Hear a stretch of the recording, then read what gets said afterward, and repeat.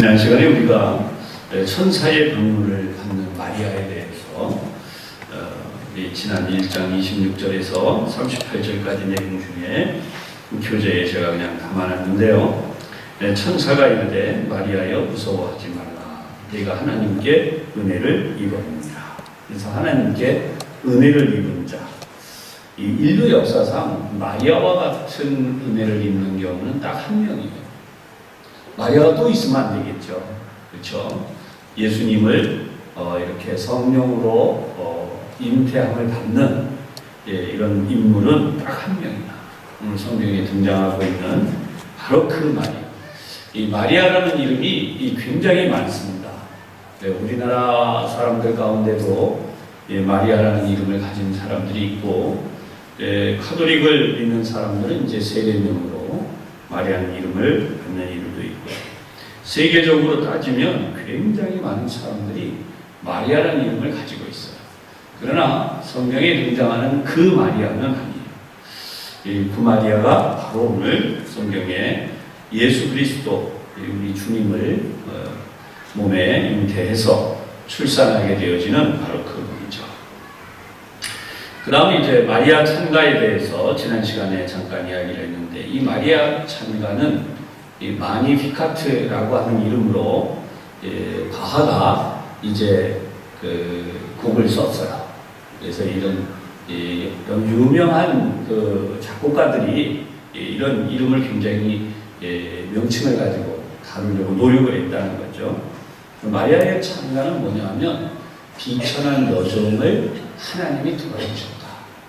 그래서 비천한 여종을 통해서 하나님이 복을 주심으로 하나님의 뜻을 이루셨다. 그렇게 표현하는 가장 큰 찬양이에요. 하나님이 인간을 높여주셨다라고 하는 의미도 돼요. 우리는 굉장히 구분을 잘해야 됩니다. 까딱 잘못하면 인간이 하나님의 영광의 자리에 올라갈 수 있어요. 그래서 항상 우리가 주의해야 될 것은 교회의 머리는 예수 그리스도, 그리고 교회의 주인도 예수 그리스도. 그런데 사람들은 이상하게도 사람이 주인 되는 걸 좋아해요. 여러분 모르겠습니다. 여러분들은 어떻게 생각하시는가 정확하게. 근데 힘이 있다고 하는 것이 뭐냐? 여러분, 힘이 있다, 리더십이 있다라고 할 때에, 힘이 있다, 리더십이 있다라고 할 때에 세상에서는, 세상 사람들은 그 사람을 가르쳐서 저 사람 굉장히 강해, 저 사람 리더십이 아주 있어. 근데 교회는 그렇게 될 수가 없어요. 만약에 그렇게 되면요, 교회는 예수님이 우리의 리더자가, 사람이 자꾸만 리더자가 되려고 합니다. 교회에서 목회자들이 돋보이지 않아야 되는 이유도 거기 있습니다. 목회자들이 돋보이는 순간에 목사가 이제 강하게 끌고 가요.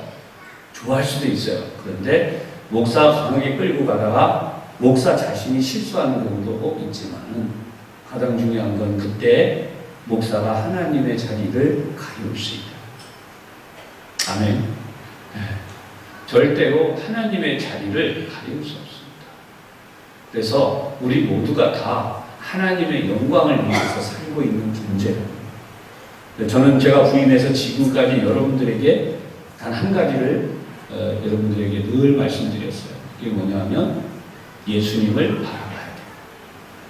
저를 통해서 예수님을 더 잘 알게 되어야 되는데, 제가 훌륭해서가 아니고 제가 여러분들에게 예수님은 이런 분이십니다, 하나님은 이런 분이십니다, 성령 하나님은 이러하십니다 라고 하는 걸 날마다 여러분들에게 소개하고 있기 때문이죠.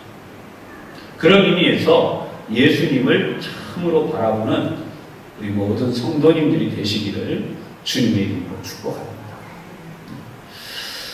자, 그러면 이제 우리 2장으로 넘어가야 돼요. 2장에 뭐가 나오냐면 눈에 보이는 황제와 진정한 황제, 이렇게 제가 타이틀을 붙여놨는데요. 오늘 본문 1절에서부터 나왔던 내용이죠.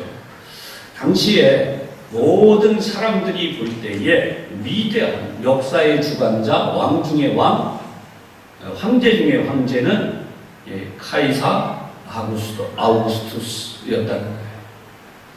이게 재론의 여지가 없어요. 모든 사람들이 그때 당시에 살고 있는 모든 사람들이 볼 때 예수라는 이름은 알지도 못했고요. 이미 예수라는 이름은 알지도 못했고 하나님도 몰랐어요. 하나님도 그들이 섬기고 있는 다양한 우상들을 섬겼다. 로마에 사는 사람들은 주피터라고 부르는 제우스 신과 그 신화에 나오는, 그 다음에 이스라엘 땅 주변에는 이 바알과 아세라라고 하는 그런 신들, 그리고 여호와 하나님에 대하여는 굉장히 작게 축소돼가면서, 왜냐하면 그 여호와 하나님을 믿는 이스라엘이라는 나라를 누가 점령을 했느냐 하면 바로 에돔의 왕 헤롯이, 에돔 사람 헤롯이 점령하고 왕이 됐어요. 헤롯이 그러면 하나님을 섬기는 자였나? 절대 아니에요. 그는 로마에 그 뇌물을 주기도 했고요. 로마의 적당한 정치적 참여를 통해서 이스라엘 땅을 지배하는 대가를 받았어요. 이게 뭐냐 하면 폭동이 일어나지 않게 하고 세금을 걷어서 로마에 잘 바치는 조건으로 이스라엘 땅을 지배하도록 할당받은, 로마로부터 권세를 할당받은 왕이에요. 바로 이 가이사 아구스토예요. 그래서 이 로마 황제가 전 세계를 지배하고 있었다 그래도 절대로 틀린 말이 아니고, 그리고 여호와 하나님이라는 존재는 바로 그러한 로마의 황제의 총독과 군대들이 이스라엘 땅을 점령하고 예루살렘을 짓밟아도 누구도 이스라엘 민족이 구원받는 그런 역사가 일어나지 않기 때문에 하나님의 존재에 대하여서 굉장히 잊혀져 가는 거예요. 여러분 지금도 그렇잖아요. 요즘 우리나라에 무속에 관련된 것이나 아니면 이제 세계적인 어떤 영화에 나오는 우상 숭배자들이 굉장히 그 우상을 높이 평가합니다. 왜냐하면 그게 진짜 신이라고 합니다. 물론 요즘 세상에는 하나님의 존재, 신의 존재에 대해서 그 옛날만큼 의존하지는 않아요. 그러나 여러분, 우리가 알아야 되잖아요. 진짜가 뭐예요? 하나님은 살아계셔요. 이때 아멘이 나와야 되는 거예요. 하나님은 살아계셔요. 하나님은 지금도 전 세계를 통치하고 다스리는 진짜 신이세요. 여러분, 그 하나님이 우리가 지금 믿는 하나님. 그런데 문제는 마치 영화 속에 나오고 있는 어떤 참한 존재인 신, 소위 그냥 영어로 표현하면 God이라고 그래요. 대문자로 쓴 God은 하나님이에요. 그냥 신 정도로 알아요. 우리 민족이 믿어왔던 성황당이 있어요. 그 나무에 신이 있다고 믿었어요. 그 지나가면서 매번 거기다 인사도 하고 돌도 던지고 가고, 돌 쌓아놓고 가고. 근데 하나님을 그 정도로 지금 비하하고 끌어내리고 있다는 거예요. 세상은 그렇게 믿고 있어요. 근데 그런 속에서 우리가 이 하나님의 존재를 내가 정말 체험하고 인식해야 돼요. 근데 우리가 알아야 되는 게 있습니다. 하나님이 독생자 예수님을 보내시기까지 그 사랑에서 하나님을 나타내 주신 다음에는 우리의 믿음을 기다려야 되겠어요. 아멘. 여러분들의 믿음을 하나님이 기다리고 계셔요. 왜요? 잠시 후에 주님이 오시거든요. 그래서 믿음을 지킨 자들과 믿음을 지키지 않은 자들을 골라내실 거예요. 근데 많은 사람들이 이런 식으로 얘기하는 거예요. 하나님 계셔? 계시다는 말도 안 써요. 좀 험한 사람. 하나님이 있긴 있어. 그래. 있으면 나타나라 그래.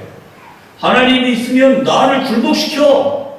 하나님이 있으면 나 좀 한번 제대로 끌어봐. 이런 사람들이 아직도 많아요. 그리고 실제로 이 사람들은 멸망받을 자의 모습이죠. 그럼 하나님은 왜 그런 사람들 앞에 갑자기 천둥 번개를 치고 벼락같이 나타나서 내가 하나님이다 이렇게 안 하시냐면, 성경에 의하면 하나님은 이미 성경을 통해서 다 계시하셨고, 저와 같은 목사나 여러분 같은 성도들을 통하여 하나님의 존재를 세상에 다 알리셨다. 그러니까 더 이상 하나님이 그러실 필요가 없어요. 이제는 하나님이 기다리고 계시다. 왜요? 이제는 추수할 때라고 하는 거죠. 예수 믿는 이들이 하나님을 향해서 더 믿음으로 나가는 것은 우리가 이제 하나님의 존재를 알만한 것이 다 우리 눈에 준비되어 있어요. 그러니까 하나님을 아는 건 성경에 다 있는 거예요. 그러니까 하나님을 잘 믿을 수밖에 없어요. 성경을 보고 말씀대로 살고 하는 사람들은 점점 하나님을 잘 믿을 수밖에 없어요. 그러나 하나님에 대하여 무관심하고 믿지 않는 자들은 있다.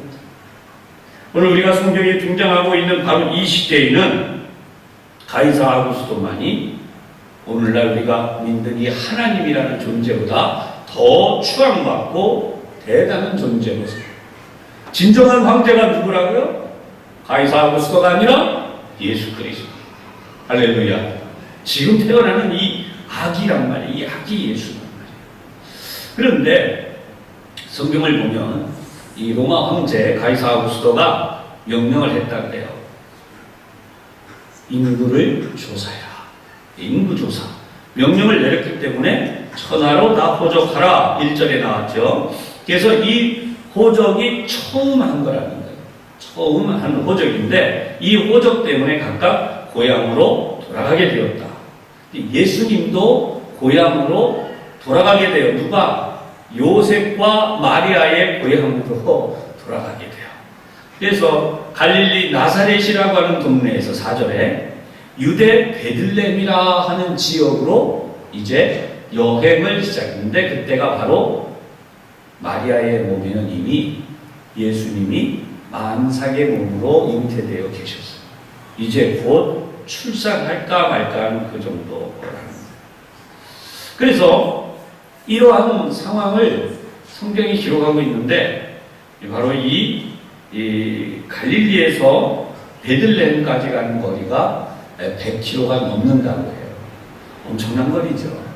그 당시에 뭐 나귀 타고 갔든지 걸어갔든지 뭐 하여튼 둘 중에 하나로 갔을 텐데 요즘같이 뭐 KTX가 있다든지 정말 부자들을 위한 헬기가 준비되어 있다든지 뭐 그런 데가 아니었기 때문에 그냥 가고 있었다.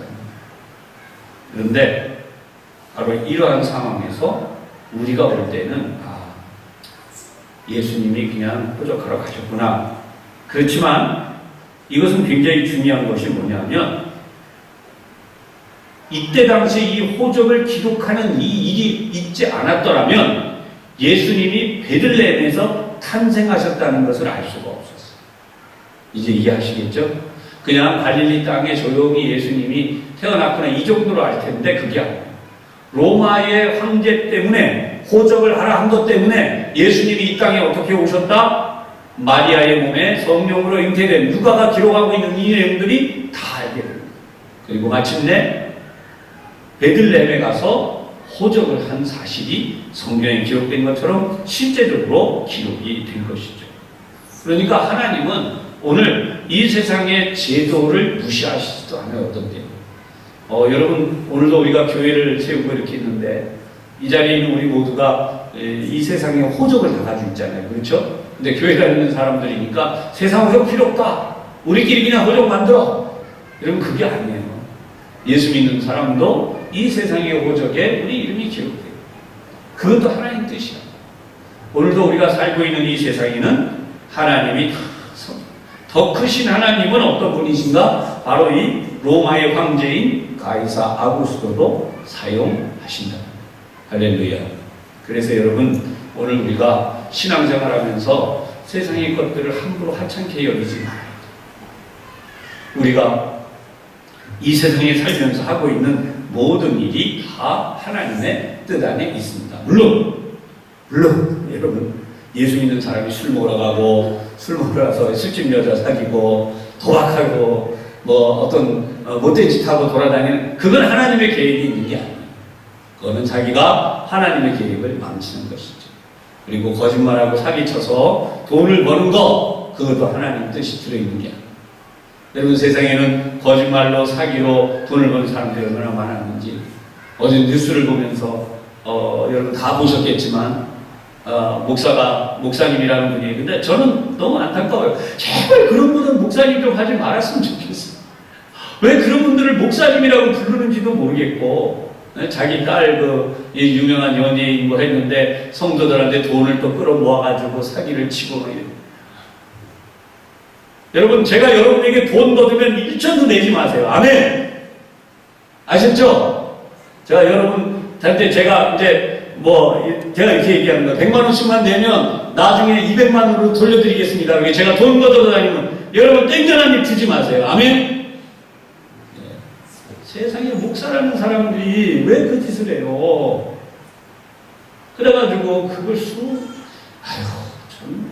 그러니까 이게 하나님의 일과 사람의 일이 구분돼야 돼요. 이상하게 그건 왜 거기 속냐고요?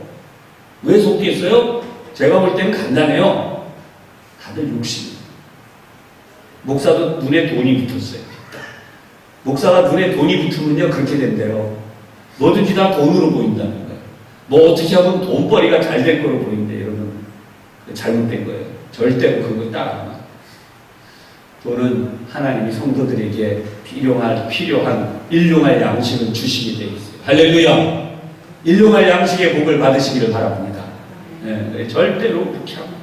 그런데 거기서 그렇게 그걸 뉴스에 내보내고, 그걸로 일반화해서 막 목사들이 교회가 여러분 그런데 넘어가면.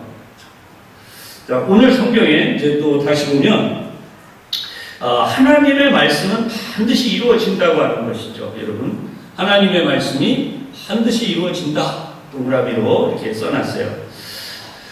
미가 5장 2절을 보면 이 하나님의 말씀이 이렇게 기록이 되어 있습니다. 베들레헴 에브라다야, 너는 유대 족속 중에 작을지라도 이스라엘을 다스릴 자가 네게서 내게로 나올 것이라. 베들레헴은요, 마을 중에 작은 마을이었다는 거죠. 이스라엘 땅에. 인간은 그런 생각하잖아요. 야, 대도시에서 인물이 나와. 그래서 옛날에 유명한 말이 있죠. 말이 태어나면 제주도로 보내고, 사람이 아들이 태어나면 제주도에서 어디로 보내요? 제주도뿐이 아니라 모든 도시가 다 그랬어요. 그런데 성경은 그렇지 않아요. 하나님의 예언은 무엇이었냐면, 미가가 하나님의 주시는 그 영의 충만함을 받아서 예언한 내용이 바로 그거예요. 베들레헴 에브라다야, 너는 유대 족속 중에 작을지라도 이스라엘을 다스릴 자가 너에게서 나올 것이다. 그래서 그는 어떤 분이냐? 상고에, 그의 근본이 뭐냐면 상고의 영원 속에 있다라고 고백을 했습니다. 어쨌든 마리아는 이렇게 되어져서 하나님의 말씀을 따라서 예수님을 출생하게 되죠. 오늘 성경을 보게 되면 예수님이 어디에 태어나요? 7절 다 같이 시작. 첫 아들을 낳아 강보로 싸서 부유에 미었으니 이는 여관에 있을 곳이 없음이러라. 아멘.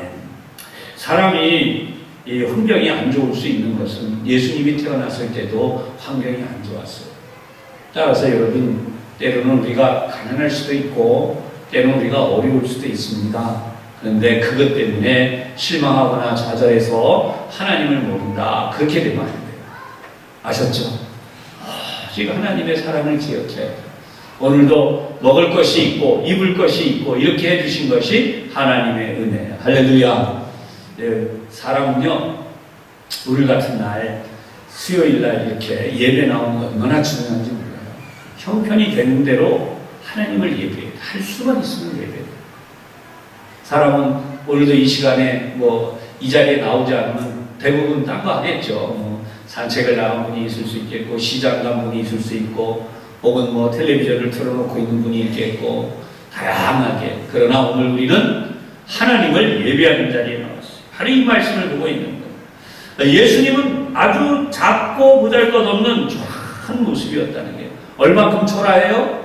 예수님이 있을 곳이 없어서 어디에요? 마구간이라고 할 수 있겠죠. 구유가 있으니까 예수님이 거기에 눕혀져 버렸어요. 강보라고 하는 것은 오늘날 아무렇게나 이렇게 있는 평범한 보자기 종류를 이야기하는 거예요. 그때 당시에 가장 흔한 거예요. 그래서 예수님을 그렇게 해서 눕혀놔뒀다는 거죠. 그런데 이제 놀라운 일이 시작이 돼요. 여러분, 예수님은 어떤 분이신가? 예수님은 가난하신 분이에요. 왜요? 우리를 위해서. 자, 그러면 고린도후서 8장 9절을 찾아가 보겠습니다. 여러분 성경을 한번 여기 손을 이렇게 끼워 놔두시고 고린도후서 8장 9절을 찾아가서 우리 한번 읽어 보도록 하겠습니다. 고린도후서 8장 9절입니다. 많이 아시는 분들이 계시겠지만, 네.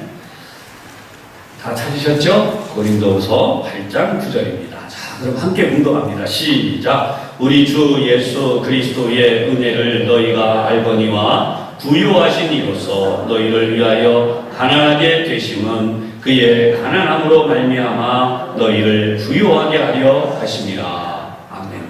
원래는 부유한 분인데 예수님이 가난한 분이었어요. 이 땅에 오셨을 때. 왜 가난했다고요? 우리를 부유하게 하시고. 할렐루야. 네. 그냥 쉽게 설명하면 예수님이 가난하신 것은 누구를 부자로 만드시려고? 예, 우리를. 자, 그냥 간단하게 나를 부자로 만드시려고. 아멘. 네. 예수님이 나를 부자로 만드시려고 가난해지신 거예요. 아, 이 사실을 우리가 알면 은혜가 돼요. 많은 분들이 예수님이 뭐 다 가졌대는데, 예, 예수님은 우리를 부자로 만드시기 위해 가난해지셨다. 근데 여기 중요한 것은 자꾸 이 세상에만 평가를 두면 안 돼요. 여러분, 세상에서 부자가 좋으세요? 천국에 가서 부자가 좋으세요? 볼 것도 없이 천국에 가서 부자가 되는 게 좋아요. 아멘. 어떤 분이 그런 얘기도 했어요. 목사님, 이왕이면 세상에서도 부자가 되고 천국에서도 부자가 되고. 근데 성경에는 그렇게 안 써 있어요. 성경에는 세상에서 부유했더니 무슨 일이 일어나냐면 하나님을 모른다라고. 어리석은 부자 이야기가 나오잖아요. 그러니까 여러분 천국에서 부자 되기를 주님의 이름으로 축복합니다. 그러니까 세상에서 부자 되다가 천국을 놓치고 잊어버릴 수 있어요. 그런 의미에서 계속해서 오늘 성경을 봅니다. 온 세상에 퍼지는 기쁨의 소식. 어떻게 온 세상에 기쁨의 소식이 퍼지나? 자, 성경 함께 봉독을 시작합니다. 시작. 그 지역의 목자들이 밤에 밖에서 자기 양떼를 지키더니 주의 사자가 곁에 서고 주의 영광이 그들을 두루 비추매 크게 무서워하는지라. 천사가 이르되 무서워하지 말라. 보라, 내가 온 백성에게 미칠 큰 기쁨의 좋은 소식을 너희에게 전하노라. 오늘 다윗의 동네에 너희를 위하여 구주가 나셨으니 곧 그리스도 주시니라. 너희가 가서 강보에 쌓여 구유에 뉘어 있는 아기를 보리니 이것이 너희에게 표적이니라 하더니 보련히 수많은 천군이 그 천사와 함께 하나님을 찬송하여 이르되 지극히 높은 곳에서는 하나님께 영광이요 땅에서는 하나님이 기뻐하신 사람들 중에 평화로다 하니라. 아멘. 자, 여기서 몇 개가 중요한 부분이 있습니다. 우선 여기 있는 목동들은 가난한 사람들이에요. 자기의 양떼라고 하는 것은 그들이 할당받은 양떼를 지키는 겁니다. 그런데 이 양떼들과 함께 한밤중에 왜 있었을까요? 여러분, 어느 정도 여유가 있고 부자들은 다 집에 가서 편히 자요. 가난하고 어려운 사람들이 요 3D 역정 같은 거예요. 가난하고 어려운 사람들이 양떼와 더불어 한밤중에 잠을 자는 거예요. 왜 그랬을까요? 한밤중에 뭐가 찾아오냐면 맹수가 찾아옵니다. 늑대라든지 예, 이리 이런 늑대, 승냥이 이런 안 좋은 동물들이 찾아와서 양을 잡아먹어요. 그렇기 때문에 이 양들을 지키기 위해서 같이 잠을 자요. 이게 목동들이 하던 일이에요. 그런데 바로 그 목동들 위에 천사들이 나타나서 빛이 비춰지는 거예요. 그러면서 이렇게 얘기합니다. 여러분 10절에 보면 온 백성에게 미칠 큰 기쁨의 좋은 소식을 너희에게 줘. 온 세상에 퍼지게 될 정말 기쁜 소식이 있다는 거예요. 지금도 보면 세상에 뉴스가 너무 많아요. 전 뉴스가 방송사마다 막 경쟁을 하잖아요. 얼마나 많은 뉴스를 압축적으로 빨리 전할 것인가에 막 얼마나 대단합니다. 근데 저는 뉴스를 좀 이렇게 제 생각을 이렇게 좀 줄였으면 좋겠다는 생각이 들어요. 어떻게 추렸으면 좋겠나 하면요. 정말 우리가 조심해야 될 것 한 가지, 두 가지, 뭐 이렇게 몇 가지. 그 다음에 우리에게 정말 희망이 되고 용기가 되는 뉴스들, 뭐 이렇게 해서 좀 이렇게. 아이고, 목사님 그런 뉴스가 어디 있어요. 있는 대로 그냥 다 막 하는 게 뉴스죠. 예, 여러분 그럴 수 있지만 성경은 우리에게 목적이 있습니다. 그건 바로 인류의 희망이에요. 할렐루야. 여러분 우리나라가 이 젊은이들이요 자꾸 헬조선 하는데 헬조선이 돼가는 이유가 있어요. 너무나 나쁜 이야기를 많이. 만약에 그렇다면요 아시아 지역에서 가장 살기 좋은 나라로 이렇게 행복한 나라, 행복지수가 높은 나라로 꼽힌 나라가 어디냐면 라오스라든지 불교 국가거든요. 태국이라든지 그 다음에 필리핀. 이 나라들의 행복지수가 세계에서 가장 높은 나라들 중에 들어가요. 한번 생각해 보세요. 우리가 필리핀에 교회도 짓고 선교도 하고 있지만 필리핀 사람들이 며칠 전에 잔치한다고 하는, 제가 우연히 좀 보게 된 것이 있는데 잔치를 한다는데요.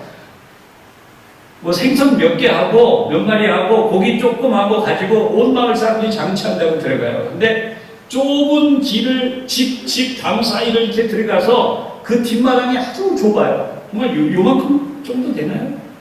거기에 사람들이 막 모여가지고 그 고기 조금 굽고 뭐하고 박수 치고 춤추고 축하하고 다니는. 진짜 그 분위기를 보면 행복해. 아이들이 아버지를 보면요 그냥 몰려와서 아버지한테만 매달리는 거야. 아버지 그 소리 지르고 막 그냥 매달려, 팔에도 매달리고 다리도 막 매달리고 그냥 그 7, 8명 그 이상 된 아이들이 아버지를 막 매달려도 어쩔 줄을 몰라요. 아버지가 갖고 온 게 사탕 몇 개가 다예요. 그런데 그걸 붙들고 너무 행복해서 좋아서 어쩔 줄을 몰라요. 얼마나 행복한지 몰라요. 그 부분. 근데 지금 좀 죄송한 표현인데 여러분이 사탕 몇 개 사갖고 들어가서 아들한테 줘보세요. 아버지 너무나 감사합니다. 감사해가지고 매달려서 막 어쩔 줄을 모르고 그냥 사탕 하나 물고 그냥 그 자리에서 공중공중 뛰고 막 뺑글뺑글 돌고 그럴까요? 당연히 아니라는 거 아시죠? 왜 그렇게 됐어요? 우리가 너무나 눈높이만 높아진 거예요. 행복은 다른 데 있는 게 아니라는 거죠. 최근에 들어와서 우리나라의 힐링 여행, 힐링 코스. 옛날에는 어디를 여행을 가면 그냥 여행 코스에 있는 걸 다 돌아다니는 게 꿈이었는데 요즘은 제주도를 여행을 가서도요, 조용한 숲길을 이렇게 쭉 걷고 쉬다가 돌아오는 게 대세예요. 왜 그렇게 됐나 그랬더니 우리가 이게 변화가 있는 거예요. 너무나 복잡하고 너무나 힘들어서 이제 좀 그런 쉼이 필요한 것이죠. 그런 의미에서 여러분 우리는 지금 뭔가 이 뉴스에 대해서도 너무나 많은 걸 우리가 사실은 성경은 우리에게 뭘 알려주냐 하면 예수 그리스도께서 너의 유일한 목자가 되시고 구원자가 되시고 할렐루야. 우리에게 그것을 알려주십니다. 너무나 많은 사람들이 이래야 돈을 벌고 저래야 성공하고 뭐 이래야 행복하고 저래야 또 세상에서 뭐 뒤지지 않고 뭐하고 성경 그렇게 말씀합니다. 따라하십시다. 예수님은 하나님의 아들이십니다. 아멘. 예수님을 알면 대통령을 안 거보다 더 중요해. 할렐루야. 예수님이 나를 알아주시면 세상에 누가 나를 알아주는 것보다 더 대단해요. 그럼 한번 이렇게 질문 드려볼게요.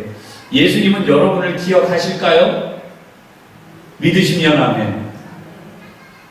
아멘 안 하는 분도 계신 거 보니까 아무래도 기억을 안 하실 것 같아요. 그분은 기억을 안 하실 것 같아요.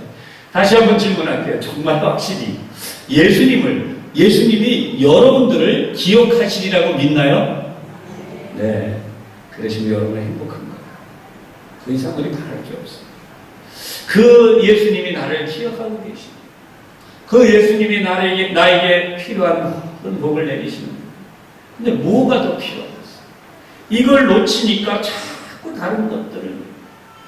성경은 오늘 이러한 모든 사실에 대해서 자 13절 오늘 본문으로 돌아와서 13절에 보면 호련히 수많은 천군이 그 천사와 함께 하나님을 찬송하여 이르되 지극히 높은 곳에서는 14절 하나님께 영광이요 땅에서는 기뻐하심을 입은 사람들 중에 평안하다 하니라. 아멘. 그럼 여기에 우리 목표가 생겼죠. 나는 하나님이 기뻐하시는 사람입니다. 아멘. 옆에 분을 축복 한번 해보겠습니다. 하나님이 기뻐하시는 분이 되시기를 바랍니다. 네. 우리 아이들 같으면 이때 반문을 한 번씩 줘요. 정말 그렇게 쳐다보면서 정말 하나님이 정말 기뻐하시는가? 하나님 나를 정말 기뻐하시는가? 여러분 이 소망이 우리에게서 꺼지지 않아요. 성경은 분명히 우리에게 명백한 표적을 주셨다고 말해요. 오늘날 다윗의 동네에 너희를 위하여 구주관하셨다. 네? 성경에 명백히 이 세상은 얼마나 많은 고통과 아픔이 있는지 모릅니다. 그 옛날에 수없는 전쟁들. 오늘날은 전쟁이 사라져가는데 새로운 전쟁이 일어났죠. 그게 뭐예요? 소위 테러라고 하는 전쟁. 옛날에 전쟁은 국경이 있었어요. 어느 지역을 가서 싸웠어요. 근데 지금은 국경이 없어요. 테러라고 하는 것은 국경이 없이 어디든지 어디에서든지 일어날 수 있는 거죠. 그런 의미에서 오늘 성경에 있는 이 말씀을 보면서 우리가 얼마나 행복한 사람들인가, 우리가 정말 얼마나 평화로운 나라에 살고 있는가. 전세계에서 가장 평화로운 나라 중에 하나가 바로 대한민국이라는 거예요. 왜요? 왜요? 테러가 거의 일어나지 않아요. 여러분 유럽의 평화의 땅이라고 불리는 스웨덴 이런 나라들이요 테러로, 프랑스, 독일도 그렇고요 테러로 막 난리고, 미국도 그렇죠. 그런데 우리나라가 이게 얼마나 좋은 나라예요. 이렇게 좋은 나라에 살면서도 감사가 사라지고 이상한 소리 헬조선이라는 말을 하고 있다. 그건 우리가 너무나 잘못 계속 고통을 가중시키는 거예요. 옆 사람은 이렇게 아프대, 이 사람은 이렇게 아프대, 저 사람은 이렇게 외롭대, 저 사람은 이렇게 고통스럽대. 그런 얘기를 계속 번져가고 있는 중이에요. 언젠가 한번 안 믿는 사람들이었어요. 제가 거리에서 만난 사람들이었는데, 안 믿는 사람들이었는데, 대한민국이 얼마나 좋은 나라인가 이야기하다가 이런 얘기를 했어요. 새벽 3시가 됐든 4시가 됐든 술 먹은 사람이, 그것도 자매가, 여자죠. 자매가 누워서 잠을 잤는데 아침에 맨정신으로 일어나서 출근할 수 있는 나라는 대한민국뿐이다 그랬더니 공감한다. 이렇게 좋은 나라가 어디 있냐 말이에요. 오후 4시가 5시만 넘어가면 미국에도요 남자들도 웬만한 골목을 못 다닌대요. 차 갖고 가다가 이거 뿌리는 사람이 뿌리면서 이렇게 닦아주고 돈 내놔? 그러면 돈을 줘야 된답니다. 안 주면 총으로 쏜대요. 그럼 그 미국에 살고 있는 분들이 직접 하는 얘기예요. 우리나라 대한민국이 얼마나 좋은 나라입니다. 하나님 이렇게 복 주신 나라. 할렐루야. 그 다음에 이제 우리 2가지만 하고 마치겠습니다. 주의 은혜를 입은 자들이라고 나오는데 누가 나오냐면 25절에 시므온이라고 하는 사람이 나와요. 이 신기한 인물이에요. 시므온이라고 하는 이 사람이 성경에 뭐라고 써있냐면 이 사람은 의롭고 경건하여 이스라엘의 위로를 기다리는 자. 그러니까 이 말은 무슨 뜻이냐면 이 사람이 나이가 많아요. 근데 항상 성전에서 메시아께서, 하나님께서 오신다. 메시아께서 오신다. 그래서 그걸 기다리면서 계속 성전을 떠나지 않는 사람이라는 뜻이에요. 그랬더니 어떻게 해요? 25절 끝에 보면 성령이 그 위에 계시더라. 이렇게 기록하고 있어요. 오늘도 우리에게 중요한 것은 그거예요. 이 자리에도 연세가 많으신 분들이 계시지만 하나님의 성전에서 하나님의 위로를 기다리는 이 삶을 계속 잘 살아가시기를 주님의 이름으로 축복합니다. 그러면 하나님이 성령으로 그 위에 머물게 하시죠. 근데 특별한 음성이 기록되어 있습니다. 26절 다 같이 시작. 그가 주의 그리스도를 보기 전에는 죽지 아니하리라 하는 성령의 지시를 받았더니. 야, 이 사람은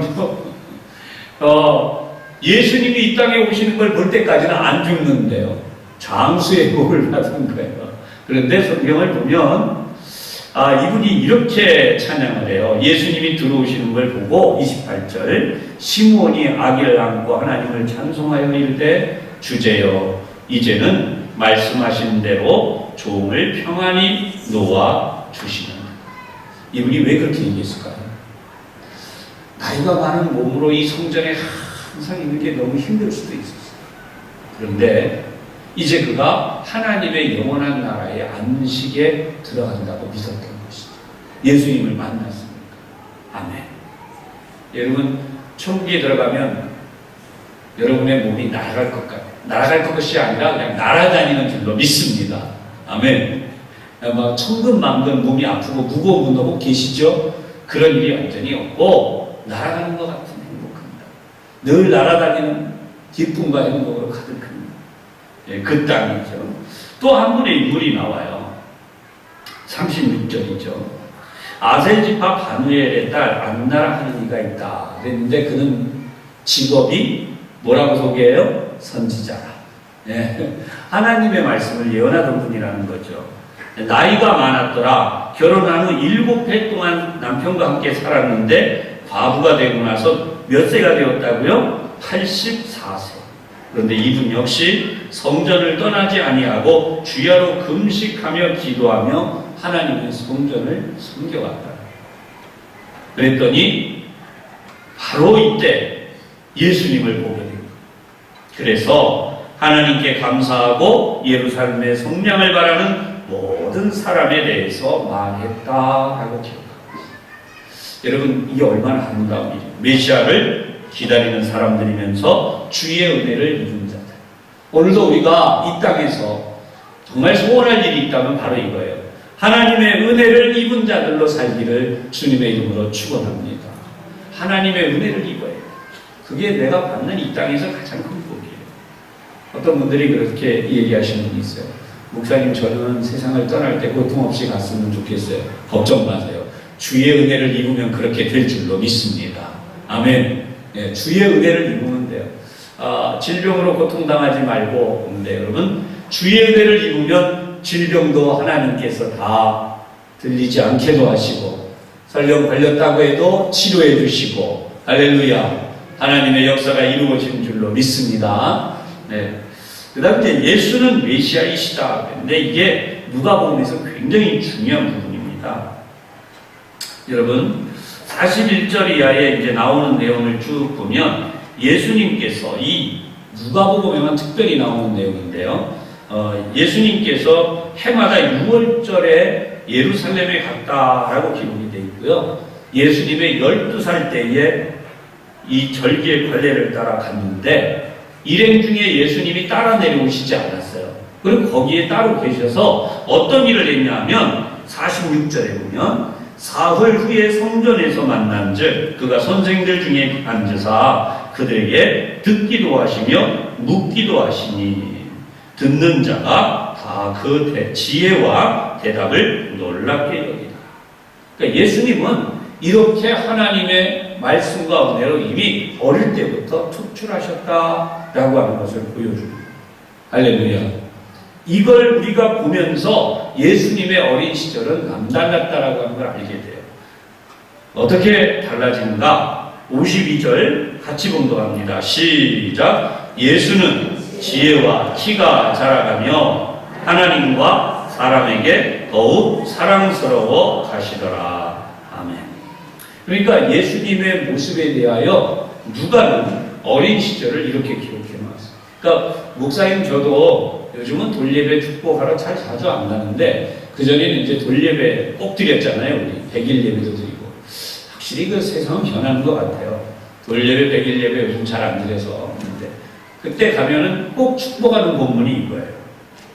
지혜와 키가 자라가며 하나님과 사람에게 더욱 사랑스러워 하는 그런 자녀가 되게 하여 주시옵소서. 할렐루야. 우리 그렇게 기도하고 축복했습니다. 앞으로 우리가 이 말씀을 보면서 더 많이 그런 하나님의 이 은혜와 말씀을 사모하고 이 누가복음 더 많이 잘 공부할 수 있기를 바랍니다. 기도하겠습니다. 하나님 아버지, 세상에는 수많은 일들이 있고 사건이 있습니다. 그러나 오늘도 하나님의 은혜로 저희들이 이렇게 모여 성전에서 말씀을 들으며 예배할 수 있게 해주셔서 감사를 드립니다. 예배하며 말씀을 듣는 저희들이 하나님의 크고도 놀라운 은혜를 체험케 하여 주시옵소서. 성령님 크신 사랑과 은혜로 인도해 주시옵소서. 예수님 이름으로 기도하옵나이다. 아멘.